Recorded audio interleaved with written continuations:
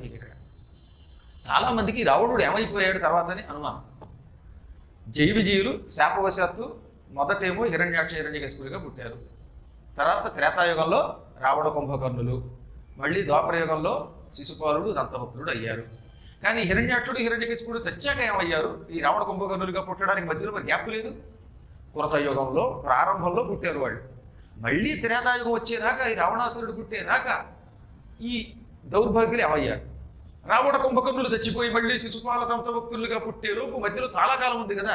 ఎక్కడి త్రేతాయుగం, ఎక్కడి ద్వాపరయుగం చివరి పాదం, మరి మధ్యలో ఇన్ని లక్షల సంవత్సరాలు ఎక్కడున్నారు అంటే ఈ చేసిన పాపాలు నరకలోకంలో ఘోరంగా అనుభవించిన తర్వాత మళ్ళీ పుట్టారట. కాబట్టి వాళ్ళు ఏం పుణ్యం అనుభవించలేదు. రావణుడు చచ్చిపోయాక ఏ యముడిని ఏడిపించాడో ఆ యముడి దగ్గరికి వెళ్ళాడు. మళ్ళీ ద్వాపరయుగంలో శిశుపాలుడిగా పుట్టేదాకా రావణాసురుడు యమలోకంలో ఎన్ని నరకాలు అనుభవించాడో తెలిసినా అందుకే ఋషుల జోలికి గురువుల జోలికి వెళ్ళకూడదు. సనక సనందనాథుల శాపం ఈయన అనుభవించి ద్వాపరయుగం వచ్చేదాకా నరకం అనుభవించారు. శిశుపాల దంతభక్తులే పుట్టారు.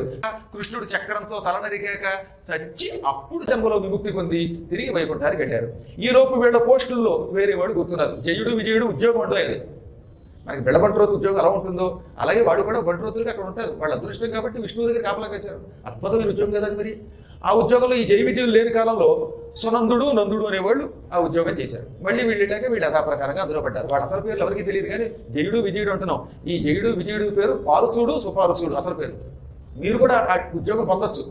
భక్తితో కొన్ని వేల పర్యాయములు భాగవతం వినగా ఏదో ఒక జన్మలో జై విజయులుగా మారిపోతాంట. మనం కూడా ఎంత యోగం పడుతున్నాం.